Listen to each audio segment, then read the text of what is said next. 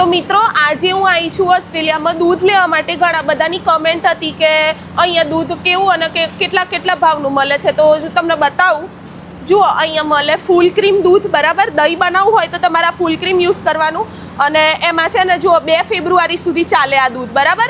તો મતલબ કે 15 દિવસ સુધી આ દૂધ ચાલી શકે, એટલે તમે ખાઈ શકો એમ. પણ અહીંયા અમારે ઓસ્ટ્રેલિયામાં તબેલા ના હોય મિત્રો. ઇન્ડિયામાં તો ફ્રેશ દૂધ ખાવા મળે.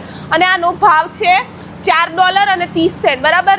એટલે મતલબ વિચારી લો, આમ મોસ્ટલી કહીએ તો 300 રૂપિયાનું 3 લીટર થયું, એટલે 100 રૂપિયાનું લીટર મિત્રો. વિચારો ને, આપણે ઇન્ડિયામાં ગોલ્ડ મળે છે. તો તમે મને કોમેન્ટમાં કહેજો કે ઇન્ડિયામાં દૂધનો શું ભાવ ચાલે છે, બરાબર. અમને તો ખબર નહીં, પણ જો આ રીતે અમારે અહીં તો આવા કેરબા જ વાપરવા પડે મિત્રો. 3 લીટરનું આવે, 2 લીટર, તમારે જે રીતે જોઈતું એ રીતે મળે અહીંયા. તો જોઈ લો, બધા બહુ બધા કેરબા છે. જુઓ આ રીતે બી મળે. આ ફૂલ ક્રીમ દૂધ છે, એટલે દહીં બનાવવું હોય તો તમારે એ રીતે. એટલે અમે તો આ રીતે જ દૂધ વાપરીએ. જુઓ મિત્રો, ડેરીમાં અહીંયા દૂધ મળે આ રીતે.